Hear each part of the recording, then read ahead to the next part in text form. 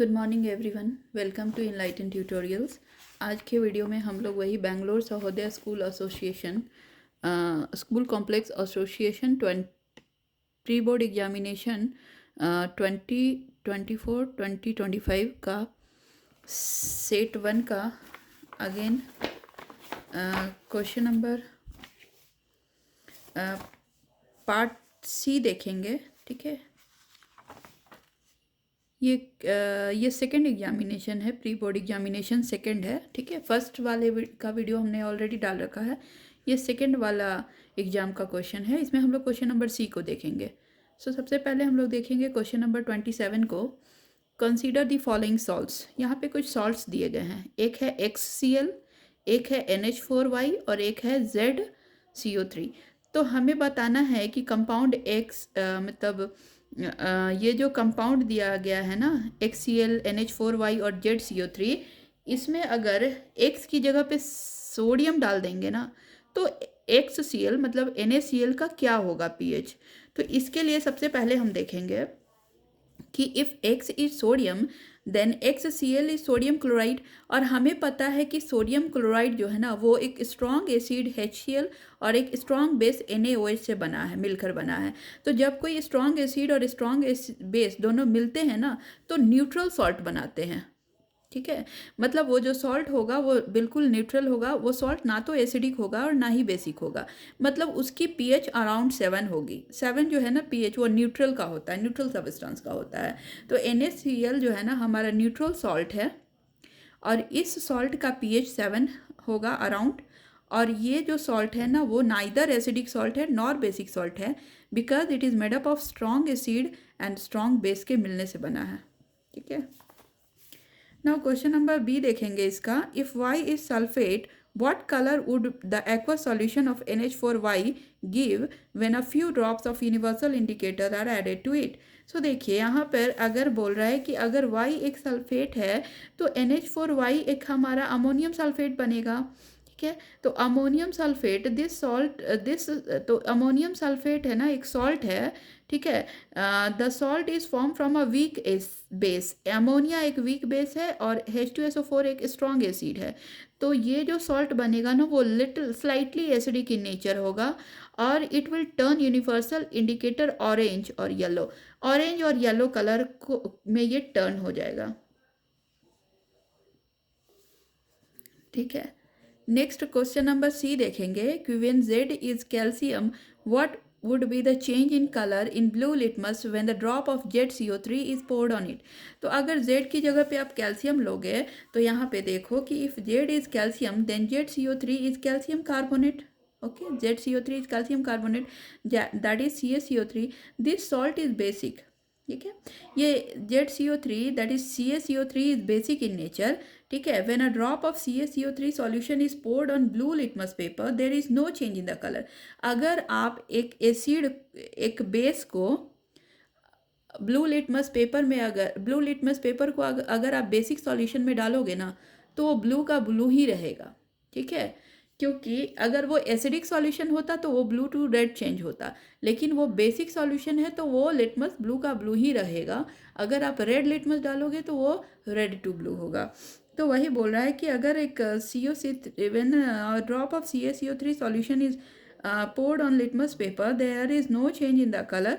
this is because the blue litmus paper does not change color in the basic solution। ठीक है,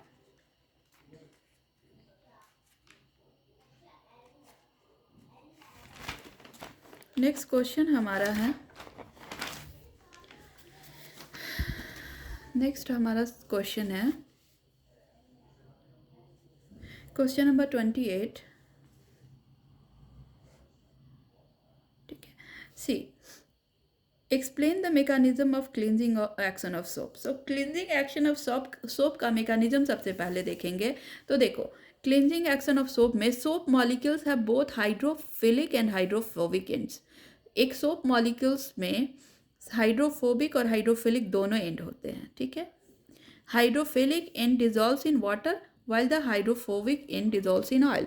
तो सबसे पहले आप सोप के मिसल फॉर्मेशन को देखो। ये एक सोप का मॉलिक्यूल्स है जो मिसल का फॉर्मेशन कर रहा है। यहाँ पर आपको कुछ ऐसा स्ट्रक्चर दिख रहा होगा, टेल लाइक स्ट्रक्चर, ठीक है। ये एक्चुअली लॉन्ग हाइड्रोकार्बन चेन है। ये जो है ना structure, this structure actually one one जो इसका एक स्ट्रक्चर को मैंने यहाँ पर बताने की कोशिश की है। सो ये एक लॉन्ग हाइड्रोकार्बन चेन है, ठीक है। और ये जो हाइड्रोकार्बन चेन है ना, ये एक्चुअली हाइड्रोफोबिक है क्योंकि इसको पानी से एलर्जी है, but it is actually oil और फैट सॉल्युबल। अगर कोई डर्ट और ग्रीस या कुछ भी लगा है ना, या फिर ऑयल कपड़े में, तो वो इस लॉन्ग हाइड्रोकार्बन चेन से कंबाइन हो जाएगा, बिकॉज दिस इज हाइड्रोफोबिक। यहाँ पर वाटर के मॉलिक्यूल्स कंबाइन नहीं होंगे, बल्कि यहाँ पर आपके ऑयल या डर्ट आकर कंबाइन हो जाएंगे, ठीक है। अगर आप इस राइट हैंड साइड में जो एंड है उसकी बात करेंगे हम, तो यहाँ पे एक शॉर्ट आयनिक पार्ट है, ये कि वाटर सॉल्युबल है। एक्चुअली इसका फॉर्मेशन ऐसे होता है, देखो, RCOO Na, ठीक है। तो देखो, sodium salt of fatty acid इसको बोलते हैं। तो हम लोग फैटी एसिड इसलिए बोलते हैं क्योंकि long chain of sodium salt of fatty acid है, क्योंकि यहाँ पे लॉन्ग चेन ऑफ कार्बन का लिया है मैंने। देखो, आर के बदले मैंने C17 और H35, मतलब 17 कार्बन को लिया है, तो C17H35 ये लॉन्ग चेन ऑफ कार्बन है, ठीक है। और जितना लंबा कार्बन का चेन होगा ना, उतना ज़्यादा सोप की क्वालिटी अच्छी होगी। तो ये जो C17H35 COO है ना, अगर इसको पानी में डालेंगे तो C17H35 COO अलग हो जाएगा और Na+ अलग हो जाएगा, क्योंकि अगर आप वाटर में सॉल्ट या डालोगे ना, तो पॉजिटिव और नेगेटिव आयन में वो टूट जाएगा। तो वैसे ही C17H35 COO- अलग हो जाएगा और Na+ अलग हो जाएगा। अब यहाँ पे देखो, C17H35 COO में ये जो O वाला एंड है ना, वो क्या है, नेगेटिवली चार्ज है, ठीक है। नेगेटिवली चार्ज है, मतलब ये क्या है ना कि आयोनिक पार्ट है, आयोनिक एंड है। और यहाँ पर C17H35 that is non polar end, क्योंकि यहाँ पे कोई चार्ज नहीं है, तो ये नॉन पोलर एंड है। तो non polar and is hydrophobic, but polar and is hydrophilic. तो जितने भी डर्ट, ग्रीस या फिर ऑयल है ना, वो क्या होते हैं ना, वो भी नॉन पोलर होते हैं। So non polar dissolve non polar and polar dissolve polar. जो आयनिक एंड है उसको आयंस ही चाहिए, जो नॉन पोलर एंड है उसको आयंस नहीं चाहिए, उसको भी जैसे कि ऑयल्स और ग्रीस जैसे नॉन पोलर ही सबस्टेंस चाहिए। तो यहाँ पर ये जो स्ट्रक्चर है ना, ये क्या होगा ना कि बहुत सारे ऐसे स्ट्रक्चर मिलके यहाँ पे मिशेल का फॉर्मेशन करते हैं। तो ये एक लॉन्ग चेन ऑफ हाइड्रोकार्बन है, ये दूसरा लॉन्ग चेन ऑफ हाइड्रोकार्बन है, ये तीसरा है, और यहाँ पर ये O- है, माइनस माइनस माइनस। तो ठीक है, Na+ अलग हो गया है। अब यहाँ पर वाटर मॉलिक्यूल्स आकर कंबाइन हो जाएगा माइनस वाले पार्ट पे, क्योंकि वाटर इज ऑल्सो पोलार, ठीक है, ठीक है, पोलार कंपाउंड। और ये सब नॉन पोल, ये भी पोलर कंपाउंड है। लेकिन अगर आप सेंटर की बात करो ना, तो यहाँ पे हाइड्रोकार्बन का चेन है, तो दिस इज नॉन पोलर। और ऑयल और ग्रीस भी हमारा नॉन पोलर है। तो ऑयल और ग्रीस क्या होगा ना कि सेंटर में आके चिपक जाएगा। तो ऑयल ड्रॉपलेट और ऑयल और डर्ट ये सेंटर में आके चिपक जाएंगे, और यहाँ पे वाटर अट्रैक्ट हो जाएगा। तो यहाँ पर इस तरह का मिशेल का फॉर्मेशन होगा, और इस बॉन्ड को हम लोग तोड़ेंगे पीट कर या घिस कर, या फिर वॉशिंग मशीन में डालोगे ना, तो ऐसे मूव हो जाएगा। तो ये सारे बॉन्ड टूट जाते हैं, और यहाँ से डर्ट अलग हो जाता है और हमारा ये वाटर अलग हो जाता है। तो यहीं पे हमें यही समझाना है, समझाने के लिए इन्होंने क्वेश्चन दिया है। तो देखो, सोप मॉलिक्यूल्स है both hydrophilic and hydrophobic in. The hydrophilic in dissolves in water, while the hydrophobic in dissolves in oil. Oil और डर्ट, ठीक है, यहाँ पे डर्ट लिख सकते हैं, ठीक है। When soap is added to water, the hydrophobic end of soap molecules attach to the dirt and oils, ठीक है। तो जो हाइड्रोफोबिक एंड है ना सोप मॉलिक्यूल्स के, वो डर्ट और ऑयल से अटैच्ड हो जाते हैं। The soap molecules arrange themself into micelles. Micelle का फॉर्मेशन मैंने आपको बताया है। तो सोप मॉलिक्यूल्स अपने आप को मिसल्स के फॉर्म में अरेंज कर लेते हैं, with a hydrophobic and facing outward. Hydrophobic and है ना, वो सब आउटवर्ड फेस करेंगे, क्योंकि इनको with the hydrophobic in facing out, hydrophilic in facing out हो जाएगा, ठीक है। Hydrophobic in facing, hydrophobic in facing inward,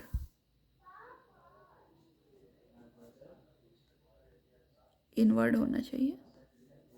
The missiles remain suspended in water when the soapy water is rinsed away the dirt और oil go with it. तो dirt और oil जो है ना वो पानी के साथ रिंच हो जाएगा। जब हम लोग घिसेंगे तो वो बॉन्ड टूटेगा और वो फिर सेपरेट हो जाएगा। ठीक है। नाउ क्वेश्चन नंबर हम लोग ठीक है, ये कंपाउंड हो गया है। ओके चलो, एक्सप्लेन द मैकेनिज्म हो गया है। नाउ इसका बी पार्ट देखेंगे। उन्होंने पूछा है कि a compound X is form by the reaction of carboxylic acid and alcohol in the presence of a few drops of H2SO4। ठीक है, तो सबसे पहले the alcohol on oxidation with alkaline KMnO4 followed by the acidification gives the same carboxylic acid as use in the reaction. Give the names and structure of carboxylic acid alcohol compound X and also write the reaction. तो सबसे पहले हम लोग इसका B वाला देखेंगे, B का first वाला। तो देखो यहाँ पर उन्होंने बताया है कि अगर compound x is form by the reaction of carboxylic acid and alcohol. तो देखो कार्बोक्सिलिक एसिड हमारा इथेनोइक एसिड है, CH3COOH, ये हमारा कार्बोक्सिलिक एसिड है। अगर हम इसको एक अल्कोहल के साथ मिक्स करेंगे इन द प्रेजेंस ऑफ H2SO4, तो अल्कोहल हम इथेनॉल लेंगे। तो ethanoic acid plus ethanol in the presence of H2SO4, तो क्या होगा, H2SO4 का काम है वाटर को रिमूव कर देना, वाटर डिहाइड्रेटिंग एजेंट है। तो यहाँ से उसने वाटर को रिमूव कर दिया, तो H2O, दो हाइड्रोजन और एक वाटर के मॉलिक्यूल्स रिमूव हो गए। तो यहाँ से देखो HO और यहाँ से H रिमूव हो गया, तो क्या बनेगा CH3, ये H ये OH हट गया, तो CH3COO CH2CH3, मतलब CH3COO CH2CH3 बनेगा। CH3COO CH2CH3 ये हमारा इथाइल इथेनोएट है और वाटर के मॉलिक्यूल्स रिमूव हो जाएंगे, मतलब प्लस H2O।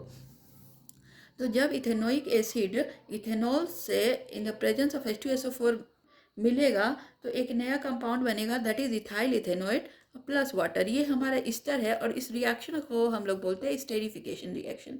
ठीक है, तो ये रिएक्शन हमारा स्टेरिफिकेशन रिएक्शन है। ठीक है, और यहाँ पे इथेनोइक एसिड और इथेनॉल दोनों मिलते हैं इन द प्रेजेंस ऑफ H2SO4 और बनता है इथाइल इथेनोएट प्लस वाटर। ठीक है, अब हम इसका सेकेंड पार्ट देखेंगे। ठीक है, द अल्कोहल मतलब ethanol on oxidation with alkaline KMnO4, मतलब अल्कलाइन KMnO4 को अल्कोहल में डालेंगे तो followed by the acidification give the same carboxylic acid as use in this reaction. तो हमें फिर से सेम कार्बोक्सिलिक एसिड मिलेगा, मतलब सेम इथेनोइक एसिड मिलेगा। तो सबसे पहले हम सेकेंड रिएक्शन को देखेंगे कि इथेनॉल प्लस अल्कलाइन KMnO4, तो ये एक ऑक्सीडेशन रिएक्शन है, तो ऑक्सीजन एक इसमें आ जाएगा, तो बनेगा CH3COOH। ठीक है, CH3COH इथेनोइक एसिड बनेगा हमारा। ठीक है, अब इन्होंने पूछा है कि the alcohol on oxidation with alkaline KMnO4 followed by acidification give the same carboxylic acid as use in this reaction. Give the names and structure of carboxylic acid. तो आपको कार्बोक्सिलिक एसिड का नेम और structure बनाना है। तो देखो CH3COH ये हमारा इथेनोइक एसिड है, ये हमारा एक कार्बोक्सिलिक एसिड है। अल्कोहल का इन्होंने पूछा है तो CH3CH2OH हो जाएगा हमारा, ये हमारा इथेनॉल है। और कंपाउंड एक्स जो है ना वो इथाइल इथेनोइट है, that is CH3COO CH2CH3 ethyl ethanoate. यहाँ पे से हम इसको कहेंगे इथाइल और ये हमारा हो जाएगा ethanoate, ethyl ethanoate. Okay, ethyl ethanoate. Now question number 29 देखेंगे। See, draw a diagram of structural and functional unit of excretory system and level the following parts. ठीक है, तो हमें एक structural and functional unit of excretory system को draw करना है और उसको डिफरेंट पार्ट्स को लेवल करना है। तो सबसे पहले तो इसको हम लोग देखेंगे इसके स्ट्रक्चर को। So let us see its structure. ठीक है, लेट मी चेक वन।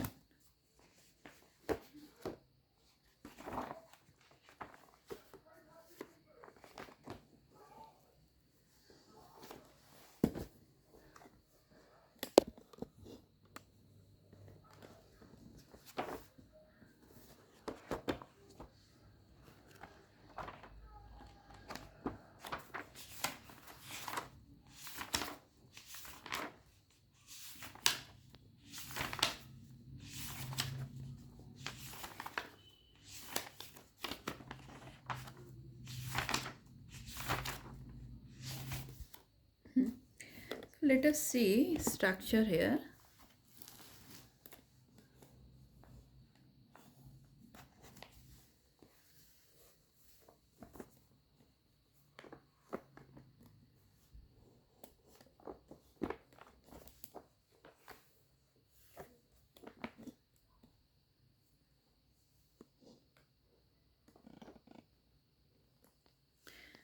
है, तो सबसे पहले तो नेफ्रॉन का एक स्ट्रक्चर हम लोग देखेंगे। सी है, this is the structure of nephron, it is the structural and functional unit of our kidney. ठीक है, तो सबसे पहले हमें ये पता है कि हमारे हार्ट से जो ब्लड वेसल आता है, सबसे thick blood vessel, that is aorta, जो हार्ट से जो बाहर आता है, ब्लड को बाहर लेकर आता है, that is aorta. Aorta further divide होकर बनते हैं artery, artery again further divide होकर बनता है आर्टेरियोल, आर्टेरियोल फिर और डिवाइड होता है तो बनता है कैपिलरीज। तो एक आर्टेरियोल जो है ना वो हमारे आया है हमारे नेफ्रॉन में। ठीक है, तो यहाँ से देखो, एक आर्टेरियोल जो हमारे नेफ्रॉन में इंटर किया, इसको हम लोग बोलते हैं एफरेंट आर्टेरियोल।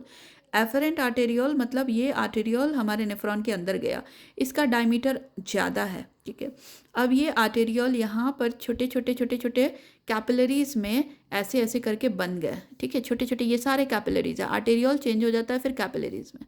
ये जो कैपिलरीज है ना, ये अगेन जो है ना वो इफरेंट आर्टेरियोल में चेंज हो जाएगा, मतलब इफरेंट आर्टेरियोल में वो फिर से बाहर आएगा। तो अंदर आया, एफरेंट आर्टेरियोल से बना है हमारा कैपिलरीज, कैपिलरीज से बना है इफरेंट आर्टेरियोल। एफरेंट आर्टेरियोल का डायमीटर अधिक है, इफरेंट आर्टेरियोल का डायमीटर आप देखो पतली सी दिख रही होगी। ये पतली सी होने का ये रीज़न है कि जब यहाँ पे ब्लड आता है तो बहुत सारे इम्प्योरिटीज़ लेकर आता है। जब वो इम्प्योरिटीज़ एफरेंट आर्टेरियोल से आते हैं ना ब्लड कैपिलरीज में, तो यहाँ पे उनका जो डायमीटर है वो बहुत कम हो जाता है। तो डायमीटर कम होने के कारण उसमें ज़्यादा प्रेशर जनरेट होता है, और इतने प्रेशर के वजह से यहाँ पर क्या होता है ना कि ट्यूबुलर मतलब क्या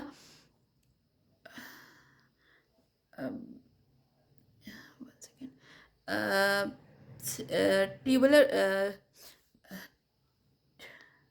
अल्ट्रा फिल्ट्रेशन होता है। ठीक है, तो यहाँ पर हमारा अल्ट्रा फिल्ट्रेशन होगा, मतलब जितने भी सबस्टांस है ना छोटे छोटे, वो सब यहाँ से आने लगेंगे, जो इम्प्योरिटीज़ है वो सब आ जाएंगे। ठीक है, तो अल्ट्रा फिल्ट्रेशन में इसमें से आएगा हमारा water, plasma, glucose, amino acids, hormones, vitamins, salts, nitrogen waste, सब कुछ बाहर आ गया। अब आप पूछोगे क्या कि मैम जब सब कुछ बाहर आ गया तो फिर ब्लड में बचा क्या? तो ब्लड में बस बचा ब्लड सेल्स और प्लाज्मा प्रोटीन्स, इतने ही बचे। अब जब ये सब कुछ ग्लोमेरुलस में आ गया है, आई मीन बोमेंस कैप्सूल में आ गया, ये कप सेपरेट स्ट्रक्चर बोमेंस कैप्सूल है, तो बोमेंस कैप्सूल में जैसे ही यहाँ पर आया ना, तो कैपिलरी तो क्या हुआ ना कि यहाँ पर आने के बाद बहुत सारे सबस्टांस जब सारे आ गए, तो यहाँ पर ब्लड कैपिलरी जो आप यहाँ पे देख रहे हो ना, ये यहाँ पर भी आपके, ये हमारा ग्लोमेरुलस है, ये जो स्ट्रक्चर आप देख रहे हो इसको बोलते हैं पीसीटी। ये जो लूप यू सेपेट का दिख रहा है इसको लूप ऑफ हेनले बोलते हैं, और इस स्ट्रक्चर को डीसीटी बोलते हैं। और यहाँ पर होता है कलेक्टिंग डक्ट। इस कलेक्टिंग डक्ट में ऐसे ही बहुत सारे नेफ्रॉन्स जुड़े होते हैं, एक यहाँ से एक यहाँ से एक यहाँ से, लाइक दैट। अब जब ये सारे जो है ना सबस्टांस जैसे कि water, plasma, glucose, amino acid, hormones, vitamins और सॉल्ट्स और नाइट्रोजन वेस्ट सब कुछ आ गया, तो यहाँ पर जो कैपिलरीज हैं उनको रियलाइज़ हुआ कि अरे, उनकी दिमाग की बत्ती जली कि अरे इसमें तो बहुत यूज़फुल सबस्टांस भी आ गया है। तो यूज़फुल सबस्टांस जब आएगा ना तो उसका रीएब्जॉर्प्शन होगा। ठीक है, रीएब्जॉर्प्शन होगा मतलब क्या कि पीसीटी से फिर से रीएब्जॉर्प्शन होगा, किस में? ग्लोमेरुलस में।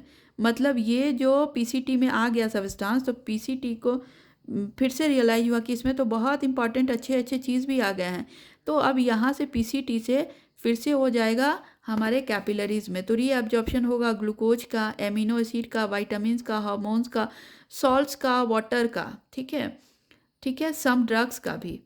तो ये सब फिर से रीअब्जॉर्ब हो जाएंगे। अब ये जब फिर से रीअब्जॉर्ब हो जाएंगे ना, तो फिर क्या होगा ना कि वो आयंस कुछ जो हमारे लिए यूज़फुल नहीं है, कुछ ड्रग्स, ठीक है ना, और कुछ वेस्ट मटेरियल्स, ये सब जब यहाँ पे आ गए ना, तो इसका फिर से क्या हो जाएगा ना, ट्यूबुलर सेक्रेशन होगा। मतलब ये कैपिलरीज से फिर से चले जाएंगे किस में? डीसीटी में, या फिर कलेक्टिंग डक्ट में, या पीसीटी, डीसीटी और कलेक्टिंग डक्ट में फिर से ये वापस चले जाएंगे। क्योंकि जब यहाँ पे रीअब्जॉर्प्शन हुआ था ना, तो कुछ गंदे चीज़ फिर से वापस चले गए थे हमारे ब्लड में। तो ब्लड को तो इम्प्योरिटी चाहिए नहीं, तो वो इम्प्योरिटीज फिर से पीसीटी, डीसीटी और कलेक्टिंग डक्ट में जाएगा, और इस प्रोसेस को हम लोग बोलते हैं ट्यूबुलर सेक्रीशन। ठीक है, इसको हम लोग बोलते हैं ट्यूबुलर सेक्रीशन। तो let us see what is there in the question, और आप स्ट्रक्चर यही ड्रॉ करोगे, नेफ्रॉन का ये स्ट्रक्चर आप ड्रॉ करोगे। और देखो यहाँ पे इन्होंने जो पूछा है उसको हम लोग देखेंगे एक बार फिर से। Let us see, draw the diagram of structural and functional unit of excretory system, that is nephron, उसका स्ट्रक्चर आप ड्रॉ कर दोगे और लेबल द फॉलोइंग पार्ट्स, उनके पार्ट को लेबल करना है। Like place where selective reabsorption takes place, तो selective reabsorption will takes place in the PCT, right. यहाँ पे देखो, the nephron is the structural and functional unit of excretory system where selective reabsorption and filtration of blood takes place. Selective reabsorption takes place in PCT, that is proximal convoluted tubule, and filtration takes place in glomerulus. ठीक है, glomerulus में होगा filtration. The substance that are selectively reabsorbed are glucose, amino acids, vitamins, hormones, salts like sodium, potassium, calcium and water. ठीक है, चलो next question हम लोग देखेंगे इसका,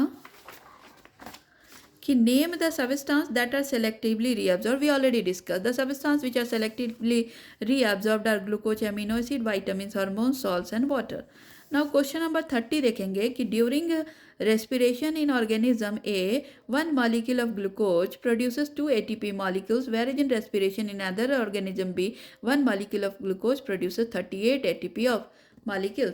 तो सबसे पहले हम रेस्पिरेशन का एक बार शॉर्ट में डिस्कस करना चाहूँगी मैं।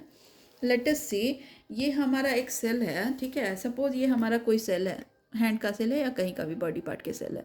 इस सेल में हमारे जो फूड हमने खाया है ना, वो अब डाइजेस्ट होके एब्जॉर्ब हो गया है ब्लड में, और ब्लड के थ्रू वो हमारे सेल में आ चुका है, दैट इज़ ग्लूकोज हमारे सेल में आ चुका है। ठीक है, अब अगर ग्लूकोज जो हमारे सेल में आ गया है ना, तो ग्लूकोज का ग्लाइकोलाइसिस होगा और पाइरूवेट बनेगा। मतलब हमारे सेल के साइटोप्लाज्म में ग्लूकोज जो है ना वो टूटेगा। ग्लूकोज 6 कार्बन कंपाउंड है और वो टूट के पाइरूवेट जो कि 3 कार्बन कंपाउंड है उसमें टूट जाएगा। तो इसी प्रोसेस को हम लोग ग्लाइकोलाइसिस बोलेंगे। तो ग्लूकोज का पाइरूवेट में टूटना इज नोन एज ग्लाइकोलाइसिस, और इस प्रोसेस में हमें ऑक्सीजन की ज़रूरत नहीं होती है। ठीक है, O2 का मतलब ऑक्सीजन का कोई ज़रूरत नहीं है, because it will take place in the cytoplasm. ठीक है, तो ये पहला रिएक्शन था।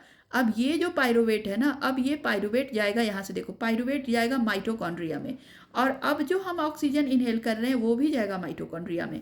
तो माइटोकॉन्ड्रिया में अब 2 चीज आ चुका है, एक तो पाइरूवेट आ चुका है, दूसरा ऑक्सीजन आ चुका है। तो पाइरूवेट प्लस ऑक्सीजन बनेगा carbon dioxide plus water plus energy. Energy यहाँ पे 38 ATP ऑफ एनर्जी बनेगा, और ये एक एरोबिक रेस्पिरेशन है। ठीक है, अब देखो ये जो पाइरूवेट है ना, अगर ये मैं इडली बैटर की बात करूँ तो ये पहले तो ग्लूकोज बना पाइरूवेट में, वो तो सब में होगा, वो तो हम में भी होगा, हमारे बॉडी में भी होगा, वो ईस्ट में भी होगा। तो ये ग्लूकोज टूटा पाइरूवेट में। अब ये पाइरूवेट जो है ना वो ऑक्सीजन की एब्सेंस में, मतलब in the cytoplasm only, this pyruvate will break down into ethanol plus carbon dioxide plus energy. Energy थोड़ी सी मिलेगी, दैट इज 2 ATP। इथेनॉल जो है ना उसके कारण इडली बैटर का स्मेल कुछ डिफरेंट स्मेल आएगा आपको, पंजेंट स्मेल आएगा, और कार्बन डाइऑक्साइड की वजह से डो जो है ना इडली का वो फूल जाएगा। तो आप ये जो रेस्पिरेशन हुआ इसको हम लोग एरोबिक रेस्पिरेशन कहेंगे। ठीक है, इसके बाद ये एक एरोबिक रेस्पिरेशन था। ये जो सेकंड वाला देखा आपने, ये एक एनारोबिक रेस्पिरेशन है। ठीक है, तो aerobic respiration will takes place in human being, anaerobic respiration will takes place in yeast. अब देखो इसका एक और मैं आपको दिखाऊंगी कि अगर सपोज अब आपको आज आपका ये था मैराथन था, आप दौड़ लगा रहे थे, तो दौड़ते दौड़ते क्या हुआ ना कि आप जब तक दौड़े तब तक ऑक्सीजन सफिशिएंट था, आप दौड़े, आपको 38 ATP ऑफ एनर्जी मिला और आप खूब अच्छे से दौड़े। लेकिन एक समय ऐसा आया, एक समय के बाद आपके अंदर ऑक्सीजन की सप्लाई कम हो गई, तो आप बहुत तेज़ी से सांस ले रहे हो बट स्टिल ऑक्सीजन की सप्लाई कम हो रही है। तो ये जो पाइरूवेट आपने देखा था ना, वो पहले स्टेप में तो टूटा carbon dioxide plus 38 ATP of energy plus water में।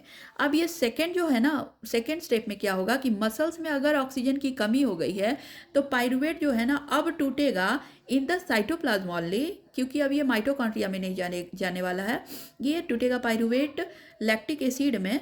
ठीक है। लैक्टिक एसिड मसल्स में हमारे अकुमुलेट हो जाएंगे और ये लैक्टिक एसिड जो है ना, ये हमें इतना पेन देगा ना कि नेक्स्ट डे जब दौड़ के आओगे ना तो 2-3 दिन तक आपके पैर में काफ़ी दर्द होती है। This is because of the accumulation of lactic acid in our muscles. और ये लैक्टिक एसिड धीरे धीरे करके हमारे ब्लड में डिजॉल्व हो जाता है, तो हमें थोड़ा बॉडी पेन से रिलीफ मिलता है, ठीक है। तो पायरूवेट जो है ना लैक्टिक एसिड में जमा हो जाएगा और प्लस एनर्जी मिलेगी हमें 2 ATP, दैट इज़ थोड़ी सी एनर्जी मिलेगी, ठीक है। तो इस रिएक्शन को आप यहाँ पे एक ग्राफ की तरह देख सकते हो कि देखो ग्लूकोज साइटोप्लाज्म में टूटेगा पायरूवेट जो कि 3 कार्बन कंपाउंड है, ठीक है। इन अगर ये हमारे presence of oxygen in the mitochondria CO2 plus water plus energy 38 ATP of energy.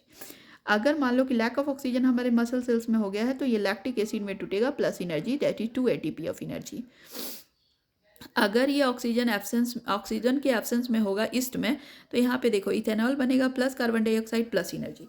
तो आई थिंक अब आपको ये चीज़ समझ में आ गया होगा। तो let us see the question कि during the respiration in organism a 1 molecule of glucose produces 2 ATP molecules, whereas in the respiration of another organism B, 1 molecule of glucose produces 38 ATP molecules. So identify the organism which is undergoing aerobic respiration. तो वो organism जो कि aerobic respiration के under है, organisms B is undergoing aerobic respiration, ठीक है। Organism A is undergoing anaerobic respiration, ठीक है। Organism A can convert glucose into alcohol, that is yeast can convert glucose into alcohol. Alcohol हमारा ethanol है यहाँ पे, ठीक है।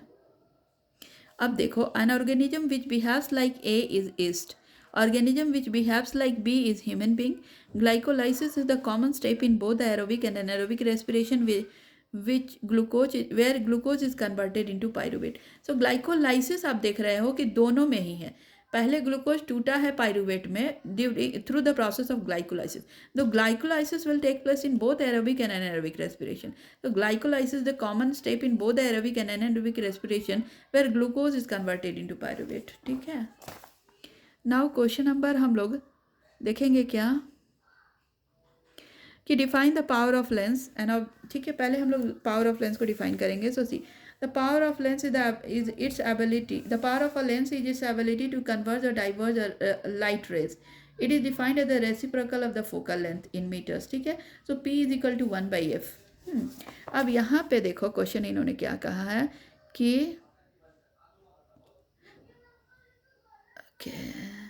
an object is 25 cm away from a converging lens। converging lens मतलब convex lens। so convex lens से 25 cm पहले एक ऑब्जेक्ट को रखा गया है, ठीक है। and the focal length of convex lens is 10 cm। so find the position and nature of the image form। so image का पोजीशन पूछा है उन्होंने और नेचर पूछा है, ठीक है। तो सबसे पहले तो हम देखेंगे कि हमारा फोकल लेंथ इन्होंने 10 cm दिया है। फोकल लेंथ पॉजिटिव हो जाएगा क्योंकि कॉन्वेक्स लेंस में फोकल लेंथ राइट साइड में होता है, इसलिए पॉजिटिव हो जाएगा। यू हमारा -25 cm होगा क्योंकि ऑब्जेक्ट का जो डिस्टेंस है ना वो नेगेटिव में होगा क्योंकि ऑब्जेक्ट लेंस के लेफ्ट हैंड साइड में होगा, ठीक है। v हमें निकालना है तो 1/f is equal to 1/v minus 1/u। 1/f is equal to 1/10 equals to 1/v minus 1/-25। अब जब इसको सॉल्व करोगे ना तो आपको मिलेगा 1/v is equal to 1/10 minus 1/25, that is 1/v हमें मिलेगा 3/50। तो v हमें मिलेगा 50/3 दैट इज 16.67, ठीक है। तो the image is form 16.67 from the lens on the right side. देखो अब ये v हमारा पॉजिटिव है मतलब कि इमेज हमारा राइट साइड में ही बनेगा, ठीक है। So the image is form 16.6 cm from the lens on the right side since v is positive, ठीक है। अब हमें उन्होंने पूछा है कि नेचर ऑफ द इमेज, तो नेचर ऑफ द इमेज हम लोग मैग्नीफिकेशन से निकालेंगे। So m is equal to -v/u, ठीक है। -v मतलब क्या कि size of the distance of the image from the lens। so -16.67 by u is the distance of the object from the lens, that is -25 cm। so that -25 जब आप इसको solve करोगे तो आपको 0.67 मैग्नीफिकेशन मिलेगा। So magnification is positive, magnification positive में है मतलब the image is upright and magnification is less than 1 then the image is diminished. देखो मैग्नीफिकेशन 1 से कम है मतलब इमेज क्या है हमारा छोटा बनेगा, डिमिनिस्ड बनेगा, ठीक है। तो यही हमारा क्वेश्चन था। नेक्स्ट क्वेश्चन हम लोग देखेंगे कि ड्रॉ अ रे diagram showing the image formation by a concave lens when the object is kept at a finite distance from a lens, ठीक है।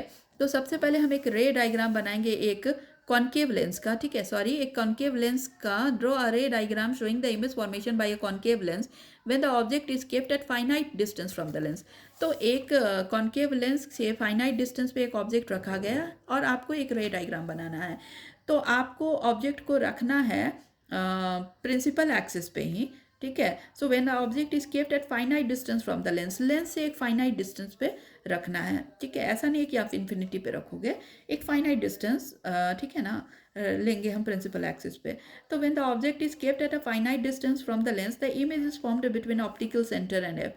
तो आप देखो यहाँ से, अगर यहाँ हमारा ए और बी एक ऑब्जेक्ट है तो यहाँ से एक रे निकलेगा, ठीक है, और वो डाइवर्ज हो जाएगा फोकस। जब आप इसको पीछे एक्सटेंड करोगे तो वो फोकस से पास करता हुआ नजर आएगा। दूसरा ऑप्टिकल सेंटर से पास करेगा। तो जब ये दोनों रेस को आप मिलाओगे ना तो आपको एक छोटा सा ऑब्जेक्ट इमेज मिलेगा ए डैश बी डैश, और ये जो इमेज है ना वो फोकस और ऑप्टिकल सेंटर के बीच में मिलेगा, ठीक है। तो image formed when the object is kept at finite distance from the lens the image is formed between optical center and f। optical center और f के बीच में हमको इमेज मिलेगा, और on the same side of the lens, जिस side object था उसी side भी इमेज मिलेगा, ठीक है। The image is virtual, image हमारा कैसा है, वर्चुअल है, and erect and smaller in size than the object.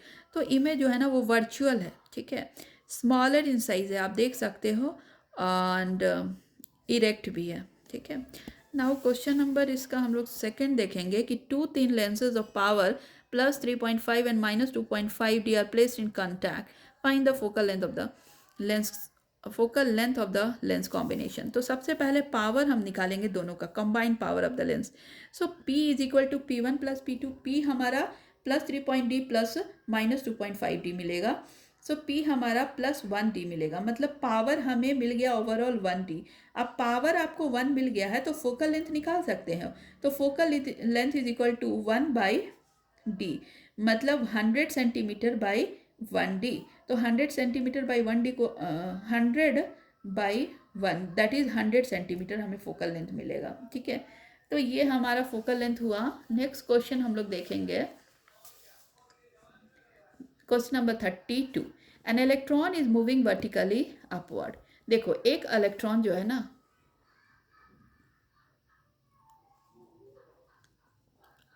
एक इलेक्ट्रॉन है ना वो अपवर्ड अपवर्ड जा रहा है, मतलब बाहर की तरफ। अगर इलेक्ट्रॉन्स वर्टिकली अपवर्ड आ रहा है, देखो ये हम लोग फ्लेमिंग्स लेफ्ट हैंड रूल देखेंगे, ठीक है। ये जो हमारा थंब है ना, ये फोर्स, मैग्नेटिक फोर्स को डिनोट करेगा। ये जो हमारा सेकंड फिंगर है ना, इंडेक्स फिंगर इसको बोलते हैं, ये हमारा मैग्नेटिक फील्ड को डिनोट करेगा, और ये जो हमारा मिडिल फिंगर है ये हमारा करंट को डिनोट करेगा। तो इन्होंने कहा है कि an electron moving vertically upward, अगर इलेक्ट्रॉन अपवर्ड है, ठीक है, अगर इलेक्ट्रॉन अपवर्ड है मतलब इलेक्ट्रॉन्स अगर बाहर की तरफ है, तो ये हमारा देखो करंट जो है ना अंदर की तरफ होगा, तो current will be inside the screen, ठीक है। तो देखो यहाँ पर ये हमारा करंट कैसे होगा, ये जो है ना मिडिल फिंगर ये करंट को डिनोट कर रहा है। तो सपोज अगर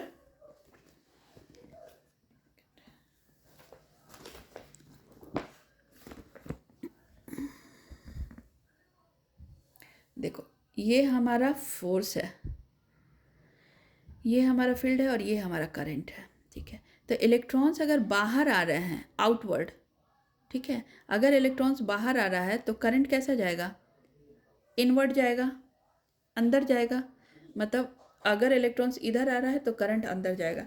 सो an electron is moving vertically upward, then the current will move vertically inward, is deflected towards the south, south की तरफ वो डिफ्लेक्ट हो गया, is deflected towards the south by magnetic field. मतलब क्या कि ये जो कंडक्टर ना वो साउथ की तरफ डिफ्लेक्ट हो गया, मतलब फोर्स हमारा साउथ की तरफ लगा है। तो आप देख सकते हो साउथ हमारे नीचे होता है, नॉर्थ ऊपर होता है, ठीक है। यहाँ से देख सकते हो साउथ नीचे, ठीक है, और ये हमारा करंट का डायरेक्शन है। तो इन्होंने पूछा कि मैग्नेटिक फील्ड का डायरेक्शन क्या होगा, तो magnetic field will be towards the east, east की तरफ ये जाएगा। अगर ये फोर्स साउथ की तरफ है, करंट इनवर्ड है, तो फील्ड हमारा हो जाएगा टुवर्ड्स द ईस्ट। आप इसको राइट हैंड थंब रूल से भी समझ सकते हो, ये हमारा राइट हैंड है, ये हमें करंट बताएगा थंब, ये जो फिंगर्स है ये हमें बताएंगे फील्ड, और ये हमें बताएगा फोर्स। तो उन्होंने क्या कहा है ना कि N electron is moving vertically upward, ठीक है। तो इलेक्ट्रॉन्स का direction,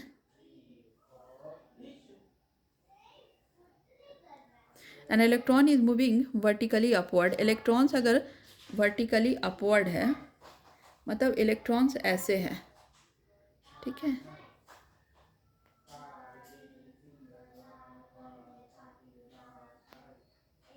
N electron is moving vertically upward, बाहर की तरफ है मतलब इलेक्ट्रॉन्स चला जाएगा अंदर की तरफ, the south, okay, and the magnetic field is towards the south, magnetic field south की तरफ आ जाएगा, ठीक है। सॉरी, तो देखो यहाँ पर इलेक्ट्रॉन्स जो है ना वो हमारा इनवर्ड है, और फोर्स हमारा लग रहा है नीचे की तरफ, ये पाम है ना ये हमारा फोर्स दिखाएगा, ये हमारा दिखाएगा करंट, ये हमें दिखाएगा फील्ड, और ये हमें दिखाएगा करंट। अगर मान लो क्या कि ये हमें हमारा करंट जो है ना वो इनवर्ड जा रहा है, ठीक है, और palm is our force, force अगर नीचे की तरफ लग रहा है साउथ की तरफ, तो फील्ड कहाँ जाएगा? तो फील्ड आप देख सकते हो, फील्ड जो है ना वो फील्ड हमारा लगेगा टुवर्ड्स द ईस्ट। आप फिंगर को देखो, फिंगर जो है ना ईस्ट की तरफ फेस कर रहा है, तो फील्ड हमारा ईस्ट हो जाएगा, करंट हमारा जाएगा इनवर्ड, और फोर्स हमारा लगेगा टुवर्ड्स द साउथ। तो इस क्वेश्चन का यही आंसर होगा कि if an electron is moving vertically upward is reflected to the south by a magnetic field, then the magnetic field is directed to the east, ठीक है। The rules that the direction of magnetic field is the left hand rule, मतलब Fleming left hand rule जो है ना वही rule apply करेंगे हम लोग। Next question, find the direction of magnetic field, okay ये हमने कर लिया। नाउ इसका सी पार्ट देखेंगे। Current carrying solenoid shown in the figure, ये एक सोलेनॉइड है, ठीक है, इसमें करंट जा रहा है। तो यहाँ पे 3 पॉइंट दिए गए हैं ए, बी और सी। सो पूछ रहा है क्या कि eight which point the field strength is maximum and eight which point it is minimum. तो सबसे ज़्यादा हमारा ए पॉइंट पे फील्ड स्ट्रेंथ अधिक होगा, उसके बाद हमारा सी पे होगा। ए पे इसलिए अधिक हो जाएगा क्योंकि यहाँ पे बहुत सारे, the magnetic field is strongest at A point, C here the magnetic field is strongest at A point because it is in the center of the solenoid where the magnetic field lines are the most dense। आपको यहाँ पे magnetic field lines काफ़ी dense दिखेगा, ठीक है, काफ़ी dense आपको यहाँ से मैग्नेटिक फील्ड लाइंस दिखेगा, इसलिए ए पॉइंट पे सबसे ज़्यादा मैग्नेटिक फील्ड स्ट्रांग होगा, ठीक है। अब मैग्नेटिक फील्ड जो है ना बी पॉइंट पे सबसे कम होगा। देखो यहाँ पे magnetic field is weaker at B point because it is at outside the solenoid, solenoid के बाहर है, सोलेनॉइड के बाहर ही है, where the magnetic field lines are less dense. अब पॉइंट सी, इस पॉइंट की जब हम बात करेंगे, यहाँ ये था, यहाँ बी था और यहाँ सी था। सी पॉइंट को देखो, the magnetic field is half as strong as at C as it is at point A because it's at the end of the solenoid. तो यहाँ पे सी पॉइंट पे ए से तो कम लगेगा पर बी से अधिक लगेगा, ठीक है, ए से तो कम लगेगा पर बी से तो अधिक लगेगा, ठीक है। तो क्यों ऐसा है? The magnetic field is half as strong as C, half as strong at C as it is point A because it is at the left of the solenoid। solenoid के लेफ्ट में यहाँ से ऐसे जाएगा, इधर से जाएगा, इधर से निकलेगा, इधर से जाएगा, इधर से, सबसे ज़्यादा ए पे, क्योंकि यहाँ पे मैग्नेटिक फील्ड लाइन काफ़ी डेंस है, यहाँ पर भी डेंस है बट इससे कम है, और बी पॉइंट पे सबसे कम है, ठीक है। सो आज के वीडियो में हमने सेक्शन सी को डिस्कस किया है। नेक्स्ट पार्ट में सेक्शन सी को डिस्कस किया है, सॉरी, नेक्स्ट पार्ट में मैं सेक्शन डी को लेकर आऊँगी। तब तक आप हमारे चैनल पे बने रहिए, हमारे वीडियो को लाइक शेयर एंड सब्सक्राइब कीजिए, और अगर कोई क्वेरी है तो कमेंट सेक्शन में कमेंट करिए। Thank you so much.